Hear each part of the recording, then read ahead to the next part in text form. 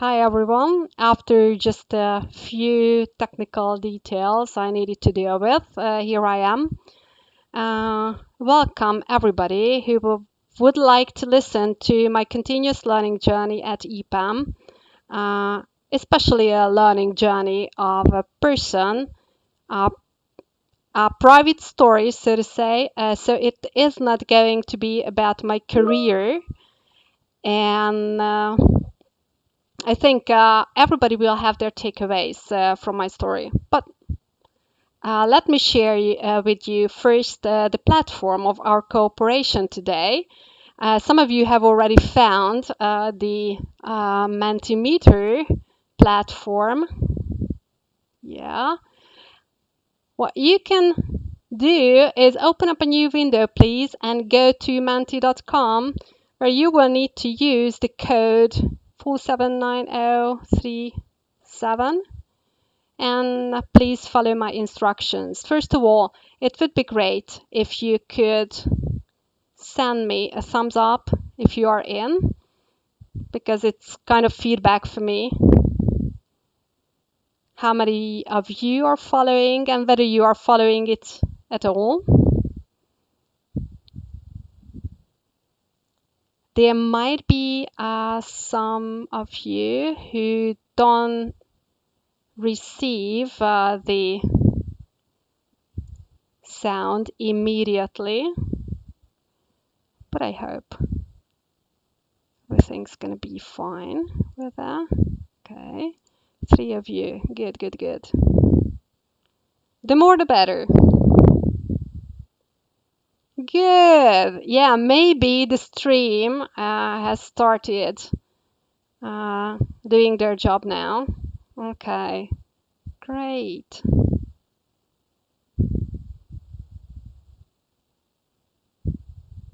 Okay. So, guys, because there are so many of you present already, I would like to start up. Hi, how are you tonight? Let me introduce myself. My name is Christina Pyer. This is the bigger version of mine. Maybe some of you know me from the English classrooms at EPAM, or maybe some language schools in Szeged or Budapest, or maybe some training rooms I have conducted trainings in, and maybe some of my facilitative events you took part in. So hopefully we've met before. Uh, but today I won't be telling you about the steps of how I became what I'm doing now. Some other things. Let me just continue. So my name is Christina Pyer, and I've been with EPAM for 12 years now. You might be wondering how somebody can work for a company for this long, but actually it's not impossible, you will see. And I am working here as a soft skills trainer at the moment. And I would emphasize at the moment because you will see there are plenty of things I'm having in mind and I'm going through. Sometimes I facilitate events, as I told, and actually I'm happy to have a job where I need to learn continuously. It may sound a little bit weird for some of you, but I think getting out of your comfort zone and learning something new is always something very positive, and it brings actually some positive vibes into your lives. For example, what I learned, it was on Friday, I learned how to get help remotely for my laptop. I had some issues with downloading the streaming application. And yesterday, I was shown how to stream a presentation. Hopefully, I will be able to remember all the details for my later career. And today, I've learned 2 new functionalities of Mentimeter while I was preparing this presentation. So I'm almost a Mentimeter guru, as you will see. And actually, I also learned how to try safely whether this Mentimeter looks good enough. And all this just for a 15-minute presentation and a 1 hour training I'm going to conduct. You might be asking why. I might ask back, what have you learned today? You can type it in. I'm really curious what you consider learning. It can be anything. Learning how to prepare certain food, learning about how to conduct, for example, a training, how to deliver a presentation, how to cook something, how to talk to people in a very polite way, how to greet somebody, maybe a new word in a foreign language, maybe something you have never seen before. Uh-huh. Somebody, this platform Mentimeter, and how to run perfectly. Wow, wow, wow. Connect to MongoDB. I envy you, to be honest. I know just the name of this. Baking gluten-free cake. Uh-huh. Sounds good. Maybe we should get in contact. I might be interested as well. Um, it is, as you can see, not necessarily just piece of information you can learn, but there are some skills how to run perfectly or outstanding presentation. Maybe somebody has delivered today an outstanding presentation. French onion soup. It might be useful for later on as well if you want to give your beloved ones something great. How to talk in meetings. Good, good, good, good. A Flutter simple app. Yes, some people I have here connected to baking, maybe because I have seen here more and more types of food. But somebody, how to use resources. How to use this maybe that app. Something useful. Learning about learning. Goodness. Okay. Aspect of a technology. Okay. It is also very important. And actually, my colleagues who were there and gave a presentation, they might have delivered some thoughts to you which you learned about. It's good. It's always good to learn something. You may feel kind of power. This is one of the reasons actually why I've decided to lead you through my learning journey that is maybe not very visible for outsiders, but only for myself. This is a typical story which you don't necessarily share with others, not with an audience like this. I strongly believe in actually what happens deep inside a person. So, real personal stories are more intriguing and fascinating to listen to and bringing the audience a little bit closer to the person giving the talk, as if they were sitting around a fire at night, listening to the storyteller, imagining, almost seeing what they are telling about. Unfortunately, I myself won't be able to see my audience tonight, but I figured out something to make it more like sitting around the fire in a circle and exchanging thoughts with you to make it real. You can get in touch with me via Mentimeter. Okay, let me get started with my story. Almost 30 years ago. You might be wondering, I wasn't a little child anymore. I was a teenager at the age of 16 at a secondary school, where my class was told we couldn't choose English as a second language besides German, as there weren't enough English teachers. Every one of us was very, very upset about that, maybe even furious, and we started to think about what we could do. Actually, not too much, as there weren't enough English teachers. You know what I did? Can you imagine? Just try to guess, I'm really curious. At the age of 16, a teenage girl, being furious about the situation of not having the opportunity to learn English in the 90s, where it was already necessary for us to know English and to learn as many foreign languages as we could. Oh, self-study. I became a teacher. Yeah, maybe a little bit, a little bit later. But that's a good approach. Okay. Any more guesses maybe you have?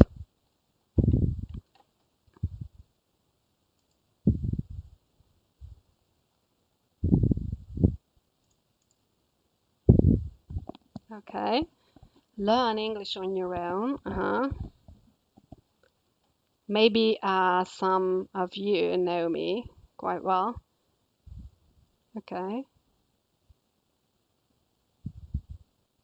Any more? Learn on your own. Learn Russian. Yeah, babysitting in the UK. Good idea, actually. Some of my um, grip mates did this, but a little bit later. Motivate people. Yeah, maybe motivate people to start learning together with me. Okay. Know someone with good English knowledge, maybe. Yeah, all these could have been very good opportunities to continue with. You know what I did? I went to a bookshop and bought the book Learning English with just a few words. The original title is Kavish Soval Angolul, and I started learning English by myself. I went through the book, which was 100 pages maybe, and I kept asking my roommates at the dormitory how to pronounce the words and let them explain things I couldn't understand. And actually, I continued for 8 years like this, from different English course books, also during my studies of German and Dutch at university. And again, a few years later, I was already teaching German at a secondary school where I was told it was a pity they had to terminate my contract as a substitute teacher because the colleague who was on maternity leave would come back. For those ones who know the language situation in Szeged, it's obvious that a degree of mine in German and Dutch is an impossible combination for earning a decent salary, especially at language schools and very often at secondary schools. So, what would you have done if you had been me in this situation? I was actually fired at the secondary school where I was teaching, and I had no hope to get another job in another secondary school, especially not as a Dutch teacher. To be honest, nobody has here Dutch teachers at secondary schools, I guess. Maybe German I could have taught at that time, but it is actually not typically a language which is chosen in Szeged very often. I think English is, on the one hand, more popular, but even French is more popular in some of the secondary schools. And I think, yeah, getting into a secondary school is kind of impossible, mission impossible, so to say, without having somebody who helps you getting in. So I'm really curious what you would have done. Somebody would have learned another foreign language. Okay, Russian. Guess what? Maybe English. I'd cry first, then try to find another job that I like. Yeah, this is a possible option to change careers because I think sometimes in some of the jobs you don't really have further opportunities or in a job market. A pan friend, yeah, maybe for getting married. Move to Germany or Austria. Yeah, this is something I thought about, to be honest. start teaching online before the dot-com boom, and building a website for this business and hire more teacher. Wow, maybe I still can do this. But it's not a bad idea. Thank you for that. I owe you. Is there anybody else? Start English personal classes. Yeah, the thing was at that time my English wasn't good enough. Um, I continued though learning from different books, but it was more like informal learning, learning by myself, and there was not too much of a formal education in it. So I think it couldn't have been the best one, the best choice. So I was desperate. I just didn't know what to do. It was in the early summer. There was no chance to get new students for German lessons, not to speak about Dutch. And then I remember one of my colleagues at the secondary school told me they would start correspondence studies for English as a foreign language. I asked about the details, started learning English again to try myself at the entrance exam the following year, and I succeeded at the entrance exam. It was actually a fantastic feeling.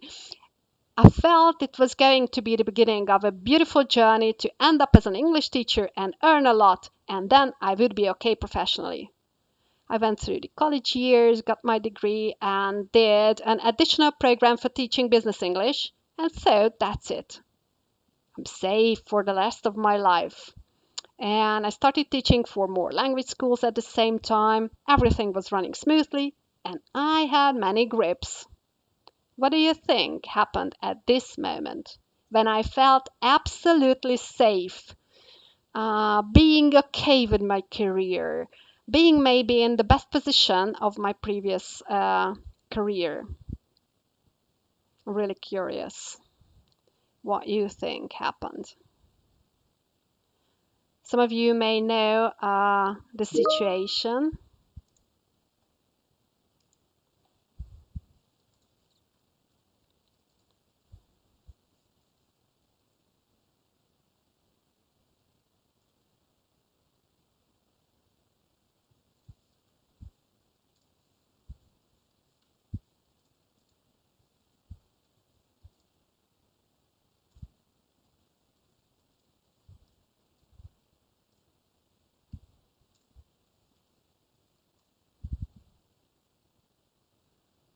Okay, anybody?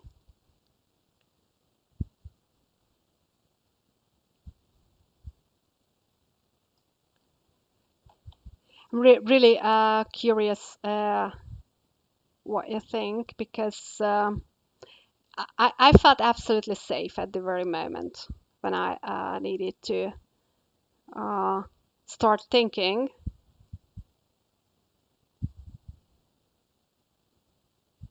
Okay, then some kind of crisis, a miracle. Okay. Got bored in your. Uh-huh. I'm the type actually who gets bored in my routine. Uh-huh. I got offered a German teacher job. No, unfortunately not. My position wasn't really cancelled, but you know what happened? For many different reasons, language schools started becoming too expensive for people, and the courses were disappearing. Language teachers could only teach for companies as they were the only ones who could pay their fees. But for most of the companies, general English was obviously not enough in their course. They wanted to have business English courses. Okay, it wasn't a huge problem. I went through the business English program at the teacher training college as well, but I need to say it was still quite hard to get used to new kind of English and to questions that were extremely hard to answer. You know what they asked? How do you need to say this? How do you have to formulate that one in a meeting? These things were absolutely unknown for me as I haven't ever participated in an English speaking meeting. I learned it from books.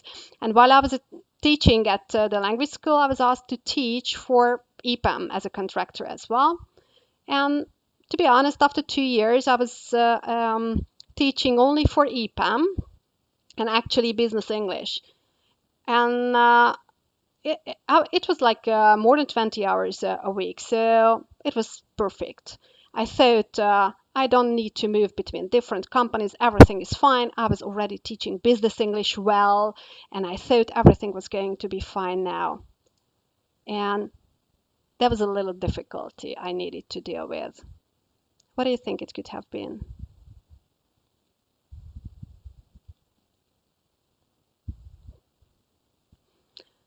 You know, it is actually the thing is, it was the students. Although I was teaching business English well, they needed something different again. They were complaining. They wouldn't understand the customers in the meeting. They had customers with different accents, from different cultures, different habits, different working styles. Communication styles they weren't able to deal with, and many other problems that were related to their everyday work, which actually needed to be done mostly in English. And at this point, I became desperate again. How would I be able to deal with all these aspects of the use of English language? How could I help my learners in the English courses to deal with all this stuff?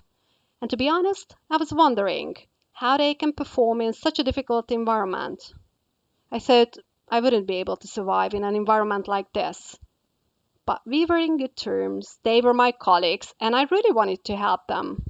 So I started to listen to them, what exactly their problems were, and started learning about them and bringing all the stuff to the English lessons. And we were experimenting together, whether this or that would work.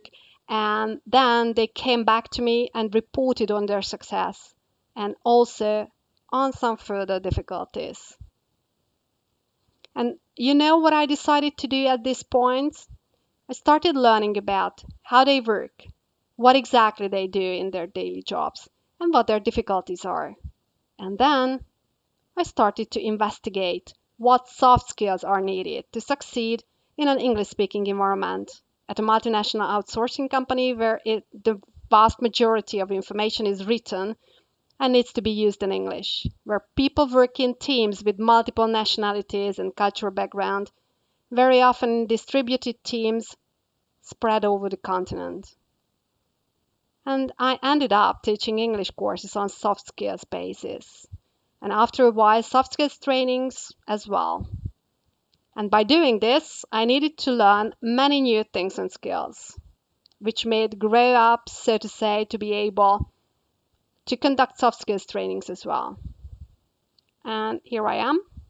At the moment, I'm conducting soft skills trainings, but I don't know yet what the future holds for me on my learning path. I hope this story will continue in a very positive way. And I thank you for your attention. Just a tiny little question for the end.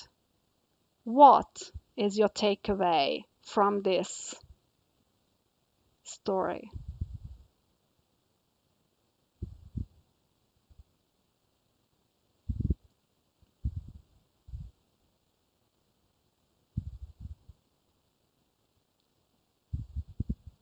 This is maybe the most important part of the whole conversation.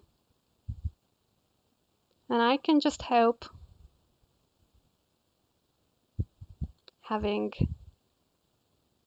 people's minds throughout the whole session and being able to give you something.